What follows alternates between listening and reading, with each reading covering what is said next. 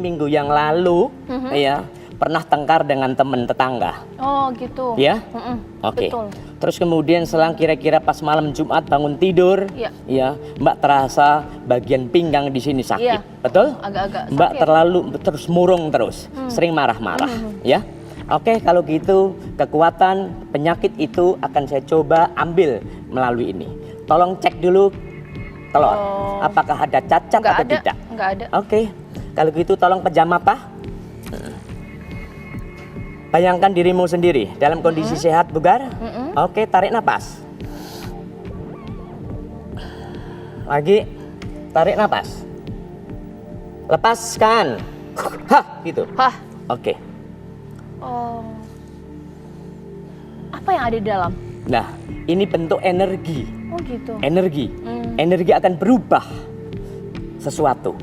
Nah, coba jangan percaya dulu ya, jangan percaya.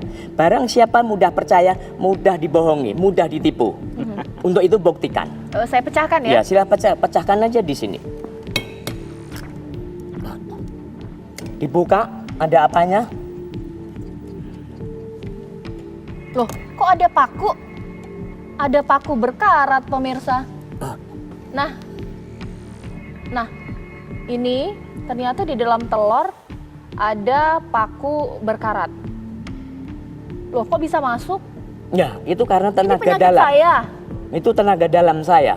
Bener. Loh, tenaga dalam apa? Tenaga yang ada di dalam tubuh saya, yaitu tenaga tangan saya, tenaga otot saya yang ada di dalam. Ah, masa iya? Iya, tenaga otot saya ada di dalam. Dengan telur ini saya ambil, itu dengan kecepatan keterampilan tangan saya masukin jarum. Lah gitu? Iya. Jadi dimasukin dulu? Iya, otomatis saya posisi begini, saya ngomong begini, ini saya masukin lagi. Mbak pecah, di sini ada jarumnya. Ini transfer tenaga dalam saya, yaitu tenaga dalam otot. Itu. Jadi kalau ada hal penyakit dipindah sini, penyakit dipindah sini, ada barangnya, mohon dikritisi, jangan cepat-cepat percaya, ya, jangan cepat-cepat percaya. Bisa jadi sudah dimasukkan, Iya, begitu ya. ini tenaga dalam otot saya. Silakan pecah lagi. Sini aja. Oke, nih. kita pecah lagi ya. Ya. Di situ ada jarumnya. Oh iya, ada jarumnya lagi. Nah, ini dia. Ternyata kita harus Karena banyak orang berpikir baik. bahwa telur itu kalau ditusuk, kalau diapa pecah. Oke, Pak Kiai, ini kan kita dijelaskan secara keilmuan. Tapi banyak juga masyarakat kita, umat muslim yang terperdaya dengan ini. Ya, ada yang seakan-akan ini benar. Kayak permainan sulap ada. Kalau sulap itu kan berarti hanya nipu orang. Sebenarnya nggak menggunakan sarana pihak ketiga, dia hanya orang ditipu seakan-akan telurnya utuh, padahal dia udah dimasukin dulu jarum oleh Kinarto. Mbak Caca nggak tahu itu kan, wah ini hebat karena bisa masukin jarum, berarti penyakit saya jadi jarum di sini, kalau nggak saya terus sakit, kan itu asumsi.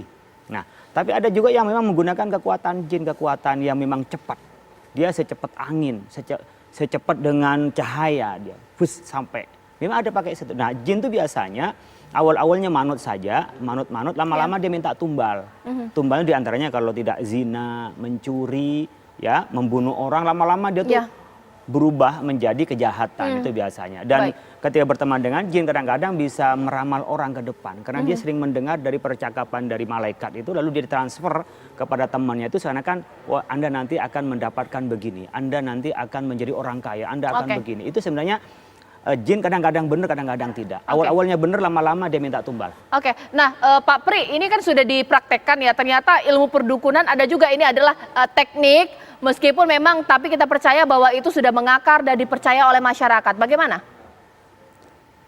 Ya, semua jenis ilmu ada expertnya, Tota. Jadi kita tidak perlu bersinis kepada satu cabang kemampuan ini, kemampuan itu.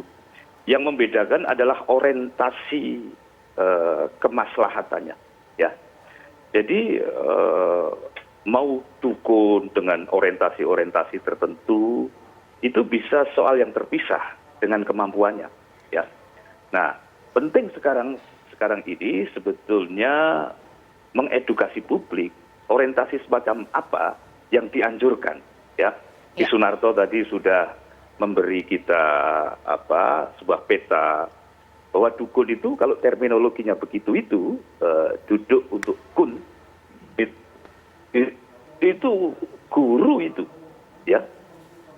Itu pedagog sebetulnya karena mengerti keilmuan-keilmuan yang sangat sophisticated. Jadi terus Ustadz Kholis pasti juga lebih jelas lagi standing positionnya. Yakni hanya ilmu-ilmu yang berasal dari disiplin tauhid yang dianjurkan kepada publik. Maka sekarang ini ilmu yang apapun itu hebat-hebat, ya. Orientasi di sebaliknya yang akan menjelaskan dan menjamin mutu seseorang itu. Begitu. Baik, terakhir saya ke Mas Abdul Fattah. Ini kan sudah dipraktekkan, ternyata ada juga yang dengan modus nyembunyi penyakit orang, tapi ternyata ini tipu-tipu lewat medium telur ini. Bagaimana? Nah, ini kan bagian dari sebuah praktek yang biasa kita temui di masyarakat. Makanya kan seolah-olah seseorang itu mempunyai kemampuan tertentu, tetapi nyatanya tidak. Oleh sebab itu, Perdunu ini didirikan untuk menjadi sebuah payung besar yang di dalamnya ada pembelajaran kepada masyarakat jangan mudah tertipu dengan sebuah modus. Jadi kalau teknik-teknik itu banyak sekali yang kemudian dianggap orang itu sesuatu yang luar biasa, itu kan banyak sekali. Nah, kemudian begini yang perlu diketahui oleh semua bahwa yang di dalamnya ini, yang di dalam organisasinya ini adalah teman-teman yang latar belakangnya itu dari pondok pesantren. Yang di dalamnya ini tidak semua orang pelaku-pelaku spiritual seperti Mas yang Abdul Fattah, digambarkan orang begitu. Mohon maaf saya potong, tapi kalau Perdunu ini bisa mengobati penyakit orang? Ya tinggal lihat spesifikasinya. Kalau di organisasi kami itu kan nanti akan kita verifikasi. Jadi kalau memang salah satu dari anggota katakanlah dengan metode hipnoterapi atau dengan metode apalah ya, jadi kita arahkan, umpama ada keluhan seperti ini, kita arahkan ke orang ini dan seterusnya. Yang betul-betul orang punya kemampuan begitu. Saya terakhir kemudian Pak Kiai, bagaimana ya? Kadang-kadang masyarakat terperdayai dan percaya dengan ini, putus asa, sudah sakit, nggak tahu mau kemana lagi, pada akhirnya mungkin ke praktek perdukunan. Kajian Islamnya seperti apa? Pertama, saya itu mengapresiasi kepada teman-teman Perdunu untuk meluruskan dukun yang sifatnya menyimpang dengan pengobatan alternatif atau yang baik sesuai dengan Islam. Saya apresiasi. Cuma namanya tadi menjadi konotasi yang buruk.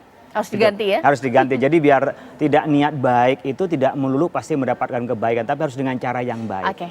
Yang kedua juga harus mengedukasi masyarakat bahwa ada wilayah rasional yang Allah menciptakan pada kita hukum kausalitas. Karena ada ilmu medis, ilmu kedokteran. Memang ada yang seperti halnya menggunakan herbal. Atau juga dengan doa-doa seperti kita berdoa air diminum. Itu sah saja seperti air zam-zam, air kita doa itu ada efeknya. Nah kadang-kadang masyarakat yang mungkin yang tidak mampu atau yang tidak lagi pengetahuannya terbatas, dia percaya dengan orang. Oleh karena itu percaya kepada orang tapi dengan doanya yang tidak menyimpang bahwa yang menyembuhkan tetap adalah Allah Subhanahu wa taala. Baik, Pak Kiai terima kasih banyak, Ki Sunarto terima kasih banyak. Ini kemudian membuka mata publik untuk melihat secara lebih teliti, lebih cermat bahwa memang kita harus tidak terperdaya. Boleh terakhir bagaimana? Iya, untuk Mas Abdul Fattah, saya salut Anda membuat festival santet pilihan kata ini, walaupun baru rencana, ini menjadikan polemik. Ya, itu bagus. Namun harap dipilih diksi, pilih kata yang indah sebagaimana Mas merayu wanita. Pilihlah kata-kata yang baik, kata-kata yang mesra. Tolong gunakan kata yang enak didengar, ya. Setuju? Usul saya. Terima kasih Mas Abdul Fattah dari Perdunu, Mas Pri terima kasih, Pak Kiai terima kasih, Ki Sunarto terima kasih.